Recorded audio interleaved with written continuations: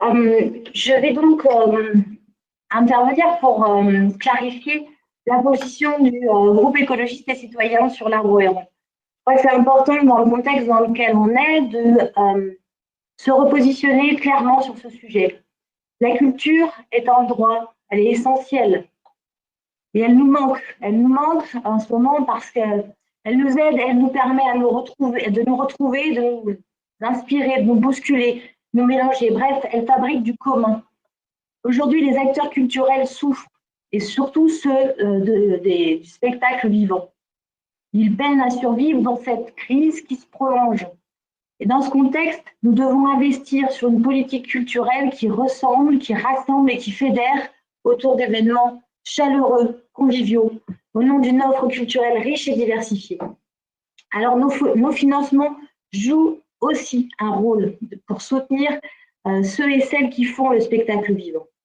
Et donc, dans ce contexte, il nous paraît opportun aujourd'hui encore de parler d'un projet vieux de presque de 20 ans dans ce conseil métropolitain, celui de l'arbre héron, sur lequel même les concepteurs n'ont finalement toujours pas réussi à le définir techniquement et budgétairement.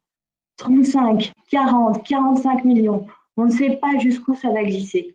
Alors oui, évidemment, nous avons vibré comme tous les Nantaises et toutes les Nantaises et tous les Nantais au pied des géants. Nous aimons cette poésie qui investit et envahit la ville. Et l'éléphant qui donne ce nouveau visage à l'île de Nantes est le témoignage, car quelque part, c'est la trace d'un de ces moments envoûtants, magiques, de la visite du sultan sur son dos d'éléphant ici, à la ville de Nantes, et accueilli à la mairie de Nantes.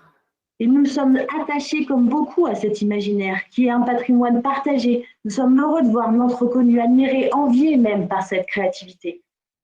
Mais le monde change, et pour continuer à soutenir et stimuler la créativité nantaise, autorisons-nous à réouvrir cet imaginaire, à le faire respirer, plutôt qu'à l'inscrire systématiquement au pied d'un totem d'idées issues du passé.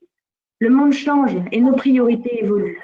Avec ces priorités, notre rôle est désormais de mettre toute notre énergie sur des projets qui vont créer du lien, ancrés dans le territoire et qui viennent soutenir la majorité des acteurs culturels. Il faut anticiper le déconfinement parce que nous allons avoir besoin de refabriquer du lien. Nous avons besoin de reprendre la main sur cette reprise d'activité culturelle. Le secteur culturel est sous tension.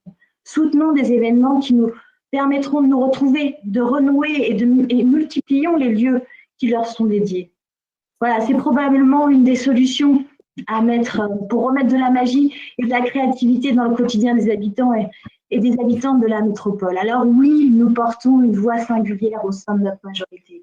Une singularité qu'on assume clairement, affirmée et responsable, car pour nous, être responsable, c'est trancher en faveur de la sécurité écologique des habitants et des habitants de la métropole. Et pour ça, il faut y consacrer les moyens dont nous avons à notre disposition.